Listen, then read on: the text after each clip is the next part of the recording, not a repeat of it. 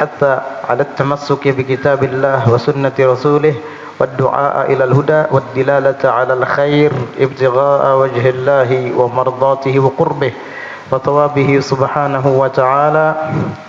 قال الشيخ المصنف حفظه الله تعالى ورعاه ومتعنا بطول حياته في الدارين آمين رضي الله عنكم.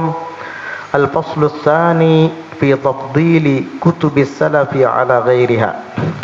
Pasal yang kedua, fi tafdhili kutubis salaf, pada pembahasan mengutamakan kitab-kitab para ulama salaf, ulama-ulama terdahulu, ala ghairiha, atas yang lainnya. Artinya lebih baik membaca kitab yang dikarang oleh para ulama terdahulu daripada yang dikarang oleh ulama-ulama masa kini.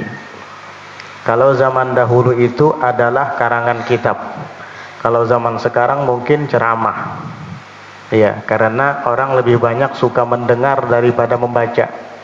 Apalagi ada media sosial. Jika ada orang-orang zaman sekarang berbicara tidak sejalan, tidak sependapat dengan pembicaraan orang-orang terdahulu, maka tinggalkan. Karena pembicaraan, pembahasan, pendapat orang-orang terdahulu jauh lebih tepat dan lebih benar. Karena zaman mereka lebih dekat dengan Rasulullah daripada zaman orang-orang yang hidup di masa sekarang. Makanya kitab yang paling baik untuk dibaca adalah kitab-kitab karangan yang ditulis oleh para ulama salaf terdahulu, dibandingkan dengan kitab-kitab yang ditulis oleh orang-orang di zaman sekarang. Kecuali kitab-kitab yang ditulis oleh orang-orang yang ada di zaman sekarang itu sama isi kandungannya dengan yang ditulis oleh ulama-ulama terdahulu, maka tidak apa-apa. Mungkin kosakatanya aja yang beda, tetapi isi kandungannya sama, itu tidak apa-apa. Karena Sayyiduna al-Imam Ahmad bin Hasan al-Attas nafa'allahu bihi, adalah al-Imam Ahmad bin Hasan al-Attas nafa'allahu bih, semoga Allah berikan manfaat kepada kita melalui beliau. Yahutsu katsiran ala kutubis salaf, beliau mendorong sangat atas membaca kitab-kitab salaf, ulama terdahulu. Wa yuraghibu fi qiraatiha, dan beliau menggemarkan kepada kita,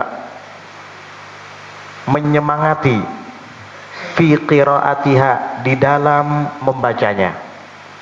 Wa yaqulu, dan beliau mengatakan, inna fiha an-nura wal barakata wal ilm, sesungguhnya di dalamnya, yakni kitab-kitab para ulama terdahulu, itu ada nurnya, wal barakah, dan ada berkahnya, wal ilma, dan ada ilmunya.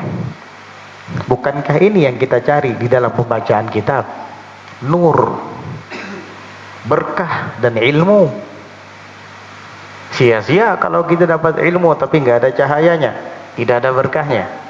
Yang kita cari adalah nur dan keberkahan itu di balik ilmu dan kitab yang kita baca. Wasyaitanu yuhassinu linnasi ma hum fihi, dan syaitan memperindah bagi manusia ma hum fihi, akan sesuatu yang mereka itu sekarang ada di dalamnya, minal istighali, daripada menyibukkan diri bil kutubil muaqqadati, dengan kitab-kitab yang sulit. Kadang-kadang syaitan itu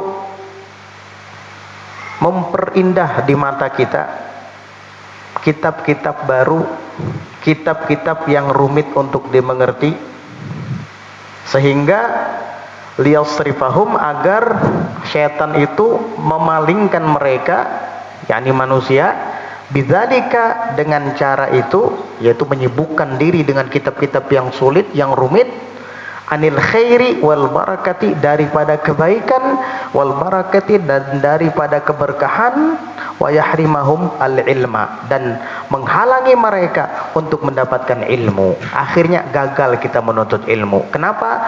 Alasannya ingin belajar kitab-kitab yang lebih menarik dan sulit untuk dimengerti daripada kitab-kitab yang mudah untuk dipahami. Akhirnya apa? Setiap mendengar pengajian yang biasa disampaikan oleh ulama dan lumrah, mereka akan meremehkannya. Yang dibahas sholat, yang dibahas zakat, itu aja. Yang dibahas puasa, apa enggak ada yang lain? Saya enggak ingin itu terus, saya pengen yang hakikat-hakikat lah, saya pengen yang ma'rifat-ma'rifat. Akhirnya apa? Paham tidak dengan hakikat, mengerti tidak dengan ma'rifat. Akhirnya gara-gara hal tersebut ia tidak mendapatkan kebaikan, justru malah dia akan mendapatkan kesalahan. Dia tidak mendapatkan keberkahan, justru malah ia akan mendapatkan na'udzubillah dosa. Itu memang kerjaan syaitan. Apa belajar ini terus kulit ini. Akhirnya apa? Dia sibuk dengan ilmu-ilmu yang dia anggap tinggi. Ini ilmu tinggi nih, ini isi nih. Ujung-ujungnya nggak ngerti, nggak tentu arah. Na'udzubillah min dzalik. Itu kerjaan syaitan seperti itu. Akhirnya ulama yang jelas sanad keilmuannya, ulama yang jelas-jelas mengerti tentang perihal keagamaan ditinggalkan sama dia karena dianggap kulit, karena dianggap tidak mengerti tentang ma'rifat dan hakikat. Salah. Itu perlu tangga, itu perlu tahapan. Nanti ada waktunya dibahas. Jangan pengen buru-buru. Akhirnya mencari kitab-kitab yang rumit, yang sulit. Intinya dia tidak mendapatkan apa-apa. Jangankan keberkahan ataupun nur dan kebaikan, ilmunya aja dia nggak ngerti, nggak paham. Ada yang gila kadang, ada yang stres kadang, ada yang taungut mikirakan, ada yang kada hakun lagi begawi. Na'udzubillah min dzalik. Akhirnya apa? Wa yahri mahumul ilma, dan tujuannya agar menghalangi mereka untuk mendapatkan ilmu. Akhirnya nggak usah kamu hadir ke sana, kata syaitan. Itu kulit itu.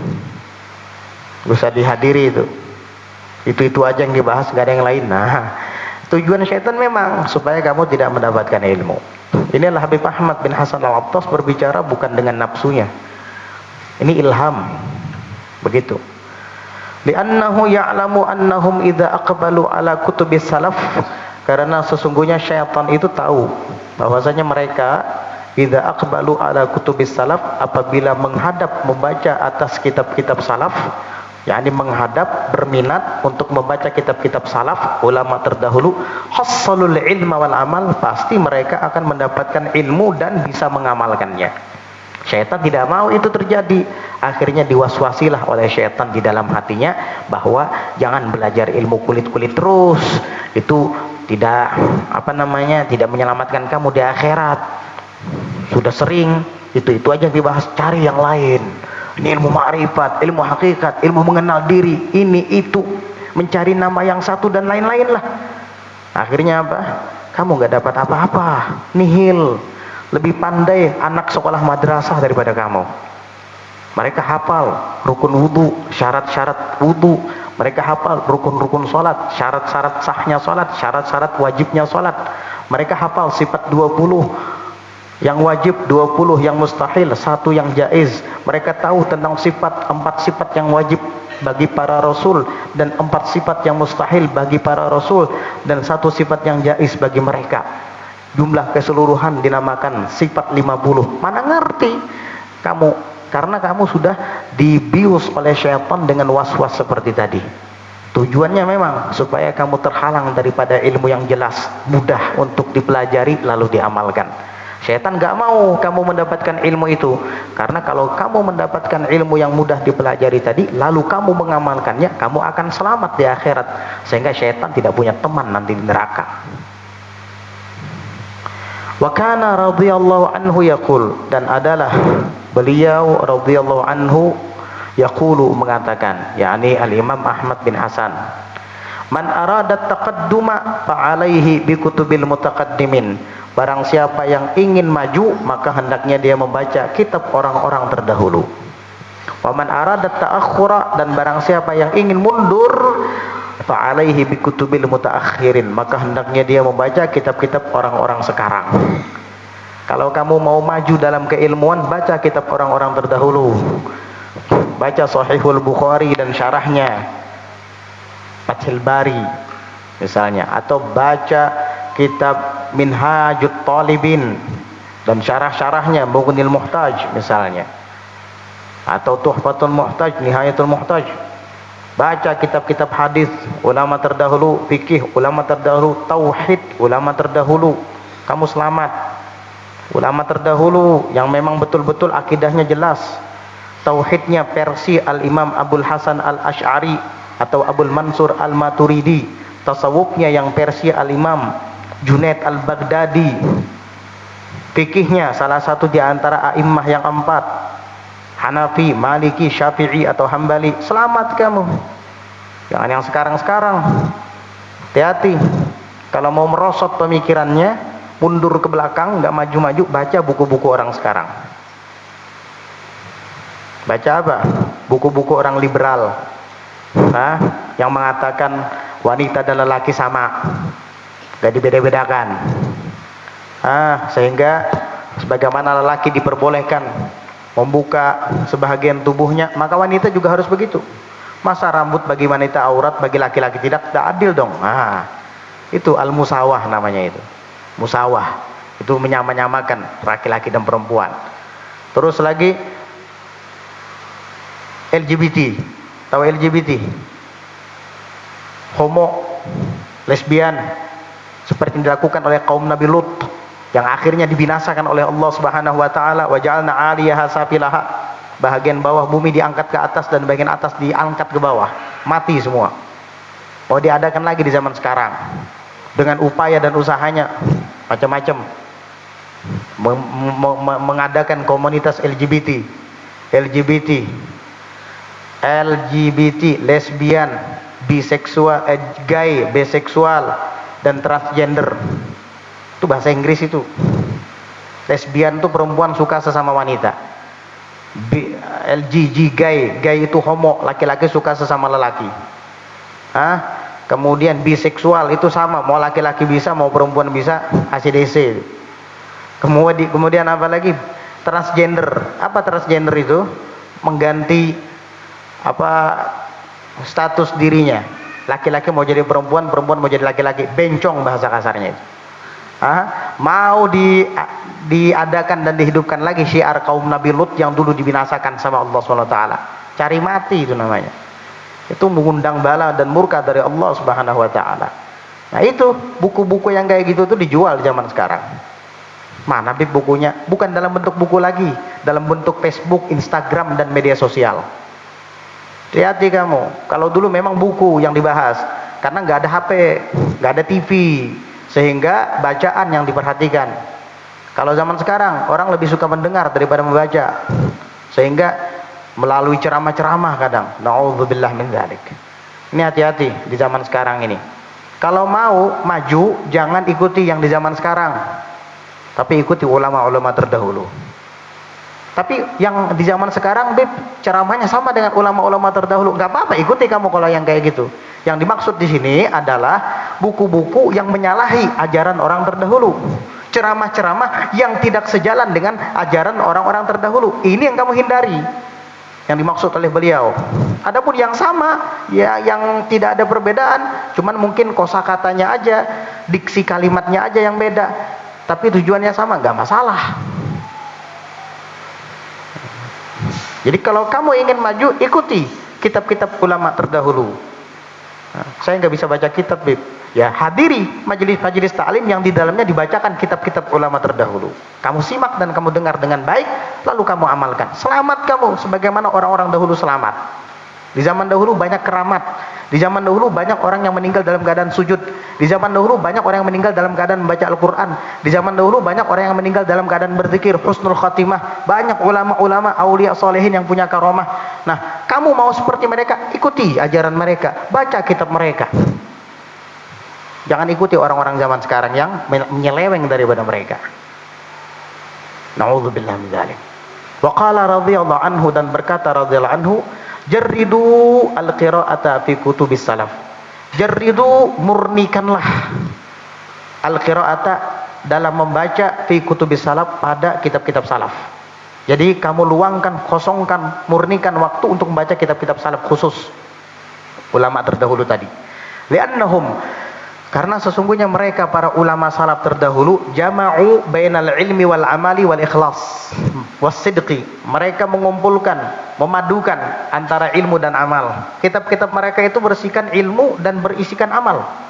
Wal ikhlas, dan ikhlas, tulus, was sidqi, dan kejujuran, kebenaran. Gak ada yang menyimpang. Wa amma i'radu ba'dhin nasi an kutubis salaf al-mutaqaddimina fil fiqhi wa ghairihi fa huwa minal hirmani wat tahakkumi fid dini wattiba'il hawa, na'udzubillahi min dzalik. Dan adapun berpalingnya sebahagian manusia daripada kitab-kitab para ulama salaf al-mutaqaddimin yang terdahulu, baik dalam kitab fikih dan yang lainnya, fa huwa minal hirmani, maka itu termasuk daripada hirman, terhalang daripada kebaikan, wat tahakkumi, dan menghakimi fid din, di dalam agama, wattiba'il hawa, dan mengikut hawa nafsu. Apa pendapat ulama terdahulu jelas sudah dibahas sama dia, tidak mau diikuti sama dia, akhirnya dia berpendapat sendiri. Itu namanya tahakkum fid din, menghakimi agama, seakan-akan dia lebih alim daripada ulama terdahulu. Na'udzubillah min dzalik. Kemudian apalagi mengikuti hawa nafsu. Na'udzubillahi min dzalik. Wa qala aidan radhiyallahu anhu, dan berkata pula beliau radhiyallahu anhu, wa minal musibatil ammati, dan termasuk daripada musibah yang menyeluruh, anna aktsaral mutaakhirina, bahwasanya kebanyakan orang-orang mutaakhirin, orang-orang yang ada di zaman sekarang, ya'taqiduna, mereka meyakini, annahum, bahwasanya mereka itu a'rafu, lebih mengerti, lebih mengenali, minal mutaqaddimina, daripada ulama-ulama terdahulu. Artinya lebih pintar daripada ulama terdahulu. Wa ahwatu minhum, dan lebih berhati-hati daripada mereka. Ini orang-orang yang hidup di zaman sekarang ini. Begitu kadang-kadang. Ini yang sangat disayangkan, kata Al-Habib Ahmad bin Hasan Al-Attas, bahkan ini adalah musibah. Di saat orang-orang zaman sekarang merasa lebih pintar daripada ulama-ulama terdahulu, merasa lebih berhati-hati daripada mereka. Ma'annahum, padahal sesungguhnya mereka itu ma'amilu illa an jama'u al-kalam al-mutaqaddimina wa dhammu ba'dahu ila ba'din. Padahal mereka itu tidaklah memperbuat atau melakukan illa, melainkan an jama'u, adalah mengumpulkan perkataan ulama-ulama terdahulu juga, wadhammu, dan mereka padukan, mereka gabungkan, ba'dahu ila ba'din, sebahagian yang lain kepada sebahagian lainnya, digabung-gabungkan perkataan ulama, wa hadzaful adillata, dan membuang dalil-dalil, wal ilala, dan illat-illat, sebab atau alasan, waqtasaru alaihi, dan mereka meringkas atasnya perkataan ulama saja, tanpa dalil, tanpa menyebutkan illah, alasan atau sebab. Waqalu, dan mereka mengatakan, hadza hasilul ilmi, inilah hasil daripada ilmu saya, inilah kajian ilmiah. Merasa lebih pintar daripada ulama terdahulu, tapi mengutip juga perkataan ulama terdahulu, yang menurutnya pas dengan pemikirannya diambil, yang menurutnya tidak pas dengan pemikirannya dibuang sama dia. Ini musibah, kata Habib Ahmad bin Hasan Al-Attas. Akhirnya apa? Baru-baru ini ada orang dikenal sebagai kiai, entah betul kiai atau bukan, mengatakan habaib di Indonesia ini semua palsu. Subhanallah, habaib di Indonesia ini tidak ada. Karena datuk mereka yang bernama Ubaidillah bin Ahmad bin Isa Al-Muhajir itu tidak ada. Kata dia yang bilang tidak ada, tapi ulama semua mengatakan ada, dan merasa lebih pintar lagi daripada ulama-ulama terdahulu. Imam Ahmad bin Hajar Al-Haytami aja mengakui keberadaan Ahlul Bait dari kalangan Bani Alawi di dalam sabat dan asanidnya, sanad-sanadnya. Beliau bahkan mengambil daripada Al-Imam Syekh bin Abdillah Al-Idrus. Al-Imam Syekh bin Abdullah Idrus termasuk dari habaib kalangan Ba'alawi. Al-Janadi, ahli sejarah dari kota Yaman, Janat Al-Janadi, beliau mengakui. Syekh Murtadha Az-Zabidi, pengarang kitab Ithafus Sadatil Muttaqin, Syarah Ihya Ulumuddin, ulama muhaddis ahli hadis di zamannya mengakui keberadaan Ahlul Bait dari kalangan Bani Alawi, bahkan mengarang kitab khusus sejarah untuk para Sadah Alawiyin dan datuk kakek moyang mereka dengan judul kitab Ar-Raudul Jali fi manaqib atau fi Al-Ba'alawi, fi manaqib Al-Ba'alawi atau fi sirat Al-Ba'alawi, hakadha Ar-Raudul Jali. Dan Syekh Yusuf bin Ismail An-Nabhani mengakui, kata beliau, paling sahihnya nasab Ahlul Bait Nabi yang terbukukan adalah para Sadah Alawiyin yang ada di Hadramaut. Datang ulama yang baru lahir kemarin, bocah ingusan, mengatakan Ahlul Bait dari kalangan Ba'alawi setelah diteliti secara riset ilmiah itu tidak terbukti karena tidak ada namanya disebut di abad keempat dan kelima Hijriah. Aneh. Subhanallah. Giliran diadakan kitabnya dibilang kitabnya palsu, padahal kitab yang dia pegang yang kitab palsu. Asy-Syajaratul Mubarakah dibilang adalah kitab karangan Asy-Syaikh Fakhruddin Ar-Razi, padahal Fakhruddin Ar-Razi itu ulama terkenal dan kitab-kitabnya semua itu hampir diketahui oleh para ulama, tapi tidak ada yang namanya Asy-Syajaratul Mubarakah. Subhanallah. Inilah akhir zaman. Akhirnya apa? Apa yang disebutkan oleh Habib Ahmad bin Hasan Al-Attas itu benar. Kata beliau, mengumpulkan perkataan orang terdahulu lalu menghakimi. Dia bilang apa? Hadza hasilul ilmi. Inilah dia hasil dari ilmu. Inilah riset ilmiah. Waduh, siapa ente? Kita disuruh percaya sama dia dan meninggalkan orang-orang sekaliber Syekh Ahmad bin Hajar Al-Haytami, meninggalkan Syekh Murtadho Az-Zabidi, meninggalkan tetua NU, pencetus NU Kiai Haji Hashim Asy'ari. Disuruh meninggalkan itu. Disuruh meninggalkan Syekh Yasin Al-Fadani, musnid Nusantara kita Indonesia. Disuruh meninggalkan Syekh Muhammad Nawawi bin Umar Al-Jawi Al-Bantani. Itu guru-gurunya para habaib dari Sadah Alawiyin semua itu. Inilah bahayanya jika kita suka belajar di medsos, media sosial, Instagram, di YouTube, di Facebook. Bahaya kamu, musibah itu. Al-Habib Ahmad bin Hasan Al-Attas sudah menyebutkannya dari sejak jauh-jauh hari. Sudah lama beliau menyebutkan ini. Itu Kiai Haji Hashim Asy'ari itu diantara gurunya ada namanya Habib Alwi bin Ahmad As-Saggaf. Itu gurunya Kiai Haji Hashim Asy'ari, pendiri NU. Nah, kiai tadi yang mengatakan habaib itu tidak benar, tidak ada. Ini katanya NU, katanya. NU datang dari mana? Pendiri NU aja berguru dengan habaib, berguru dengan para habaib. Diantara guru Kiai Haji Hashim Asy'ari itu Al-Habib Alwi bin Ahmad As-Saggaf, pengarang kitab Tarsyihul Mustafidin, pengarang kitab Al-Fawaidul Makkiyah, ulama besar itu. As-Saggaf itu sama kayak kita, As-Saggaf juga. Gurunya Kiai Haji Hashim Asy'ari itu. Di dalam Muqaddimah Al-Fawaidul Makkiyah disebutkan wa min talabidhi atau wa mimman akhadha anhu, ada disebutkan Al-Kiai Hashim Asy'ari Indonesia, karena mereka dulu belajarnya di Mekah sana, ulama-ulama Indonesia. Ketemulah di sana dengan para habaib-habaib. Nah, sebagian habaib Hadramut juga ada yang pergi ke daerah Mekah sana.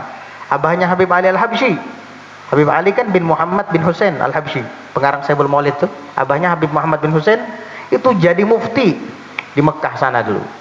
Ulama besar dari kalangan Ba'alawi, Alawiyin, Sadah Alawi, Bani Alawi. Datang orang yang nggak jelas, meniadakan, mendustakan. Subhanallah. Nah, ini yang dimaksud oleh Al-Habib Ahmad bin Hasan Al-Attas. Hati-hati, kalau mau maju ikuti orang-orang terdahulu. Kalau mau merosot mundur ke belakang, ya udah ikuti aja dah orang-orang sekarang. Kenapa ada ketulahan? Oh, ketulahan itu apa sih? Kamu kira ketulahan itu diguguri batu dari langit gitu, atau ditelan bumi? Itu film Sangkuriang itu. Ketulahan yang sebenarnya itu adalah ketika moral dan agamanya rusak, imannya rusak, itulah ketulahan. Bicaranya sudah mulai ngawur, itu ketulahan itu. Karena ketulahan yang seperti ini lebih berbahaya daripada ketiban batu dari langit, lebih berbahaya daripada ditembak petir di siang bolong, atau lebih berbahaya daripada ditelan oleh bumi. Jauh. Karena apa? Kerusakan yang menimpa agama, kerusakan yang menimpa iman, ini musibah yang terus berkepanjangan sampai akhirat dan akan dihisab oleh Allah Subhanahu wa taala. Moralnya rusak, akhlaknya rusak, perangainya rusak, ilmunya tidak bermanfaat lagi. Yang ada semuanya ceramahnya fitnah-fitnah semua jadinya. Yang ada akhirnya permusuhan semua, cacian dan celaan serta makian. Wal'iyadzubillah. Itulah ketulahan. Itulah kualat yang sebenarnya. Di saat akhlak dan moral seseorang diambil, di saat keimanan dan ketakwaan serta agama seseorang direnggut oleh Allah Subhanahu wa taala. Dan kualat itu tidak seperti menggigit cabai langsung pedas. Enggak. Sanastadrijuhum min haitsu la ya'lamun. Kami akan melanjurkan mereka sekiranya mereka tidak sadar. Kalau digigit kayak menggigit cabai langsung pedas, ya itu terlalu kasar mainnya. Allah Ta'ala nggak kayak kita. Allah Ta'ala tuh permainannya halus, orangnya nggak ngerasa, kayak dihiris pakai silet, nggak ngerasa, tiba-tiba luka gitu. Hati-hati. Na'udzubillah min dzalik. Nah, inilah pentingnya kita belajar dan hadir ke majelis. Jangan belajar di YouTube, jangan belajar di Instagram, Facebook, atau media-media sosial lainnya. Waliyadzubillah. Jadi kalau mau ikut ulama terdahulu, kamu akan maju, agamamu maju, imanmu maju, takwamu semakin meningkat. Tapi kalau kamu ingin merosot mundur, ya sudah, silahkan ikuti orang sekarang yang suka mengada-ngada yang tidak ada, membawa ajaran yang tidak pernah dibawa oleh para pendahulu-pendahulu kita. Dari sejak dulu, kakek, nenek, ke orang tua kita, kakek kita, sampai kakek moyang kita semuanya tahu dengan habaib, percaya dengan keturunan Nabi, cinta dan hormat kepada mereka. Tiba-tiba datang orang baru dengan pembahasan-pembahasan yang katanya ilmiah menurut mereka, lalu mengajak orang untuk membenci Ahlul Bait Nabi, meragukan keberadaan mereka, dan tidak mengikuti ajaran mereka lagi. Na'udzubillah min dzalik. Orang kita juga nggak ingin pengakuan mereka. Terserah mau ngakuin, mau tidak ngakuin, nggak apa-apa. Yang penting di akhirat diakui sama Rasulullah, selesai. Nggak perlu kok pengakuan mereka. Emang kalau nggak diakui jadi hilang mata kita, jadi picak, atau tangan kita jadi putus gitu? Nggak ada. Terserah, mau ngakuin nggak ada paksaan kok. Mau ngakuin silahkan, mau nggak ngakuin juga silahkan. Masing-masing menanggung akibatnya, selesai. Kita nggak perlu pengakuan mereka juga. Emang kalau nggak diakui jadi bukan Ahlul Bait gitu. Nah, gara-gara nggak diakui akhirnya cucu Nabi jadi bukan cucu Nabi lagi gitu. Tetap aja. Ada orang namanya Ahmad, namanya Abdurrahman, nama abahnya Abdurrahman, Ahmad bin Abdurrahman. Lalu ada orang mengatakan, Ahmad ini bukan anak Abdurrahman. Semua orang mengatakan Ahmad bukan anak Abdurrahman. Tetap aja Ahmad anak Abdurrahman. Emang perkataan orang mengatakan Ahmad bukan anaknya Abdurrahman merubah Ahmad bukan anak Abdurrahman? Akhirnya Ahmad bukan anak Abdurrahman lagi gara-gara perkataan itu. Ya tetap aja Ahmad bin Abdurrahman. Nggak ada pengaruh. Mau diakui mau tidak, tetap saja si Ahmad itu anaknya Abdurrahman misalnya ya. Jadi begitu. Akhir zaman, apalagi tahun-tahun politik sekarang. Hati-hati. Ya, ada istilah imigran dan pribumi. Imigran itu habaib itu warga negara Yaman, Arab Yaman sana dulu. Oh, bukan orang asli Indonesia itu, imigran itu. Orang aja lahir mulai dari dulu bedatun-bedatun lahir di Indonesia, lahir di Banjar, dibilang imigran masih. Lucu, subhanallah. Orang Arab itu dulu tinggal di Indonesia ini tanpa dijadikan warga negara Indonesia, sudah diakui sebagai warga negara Indonesia. karena keakraban mereka dengan warga Indonesia dan perjuangan mereka juga banyak andil di dalam kemerdekaan Indonesia, sehingga bumi dan tanah Jawa ini sama seperti bumi dan tanah mereka, tanah air mereka, dan penduduknya pun adalah kerabat mereka. Makanya bebuhan habaib itu memanggil orang yang bukan kalangan habaib dengan kalimat akhwal. Akhwal itu kalimat kemuliaan karena artinya paman dari pihak ibu, dipanggil akhwal. Ini siapa ini? Oh, ini akhwal, artinya paman dari pihak ibu. Kenapa? Karena para habaib dahulu ketika datang ke Indonesia, mereka tidak bawa istri, sehingga kawin dengan orang pribumi. Nah, ketika kawin dengan orang pribumi, anaknya lahir kan. Anaknya ini memanggil saudara ibunya yang orang asli Indonesia itu dengan panggilan khal, dijamak jadi akhwal, paman dari pihak ibu. Orang Belanda penjajah menyebut warga Indonesia ini bukan dengan kalimat mulia, dengan kalimat inlander namanya. Buka sejarah. Inlander itu artinya budak. Jadi Indonesia ini memang dijajah sama Belanda, bahkan mereka mengatakan penduduk Indonesia ini inlander, yaitu budak, diperbudak. Kalau orang Arab memanggil akhwal, paman dari pihak ibu, keluarga. Begitu, sampai turun temurun sampai zaman sekarang. Ada yang sudah 4 generasi, ada yang sudah 5 generasi, masih dibilang imigran. Lucu. Maklum, ya, tahun politik ini. Hati-hati, jaga iman, jaga keyakinan kita. Jangan ikut-ikutan. Khususnya jamaah Majelis Ta'lim As-Shafi, jangan ikut-ikutan politik. Selesai. Ini wasiat pesan dari kita. Khususnya Majelis Ta'lim As-Shafi yang merasa punya hubungan di sini, jangan ikut-ikutan politik. Jangan ikut-ikutan. Pilih si A, pilih si B, pilih nomor 1, jangan ikut-ikutan. Dim. Kalau ada pemilu, ikut aja pemilu, nggak apa-apa. Saya nggak ngajak golput, ikut pemilu. Ya sudah, tentukan pilihanmu, tapi nggak usah ajak-ajak orang dah, diam aja. As-sukutu salamah, as-sukutu as-salamah. Berdiam itu selamat. Dah. Nggak usah ikut-ikutan propaganda, nggak usah ikut-ikutan jadi tim sukses ya. usah diem, sukut, diam aja. Diam itu selamat. Nanti kalau memang ada pemilu, sudah ikut pemilu, jangan golput, ikut, pilih sesuai yang menurut kamu adalah terbaik. Selesai. Gak usah. Ini kalau sudah tahun-tahun kayak gini nih, banyak yang pengen hadir ke majelis sekarang. Apalagi yang majelisnya banyak punya jamaah ribuan, datang. Yang biasanya nggak datang. Tahun politik. Jangan ikut-ikutan, jangan terpengaruh. Ya.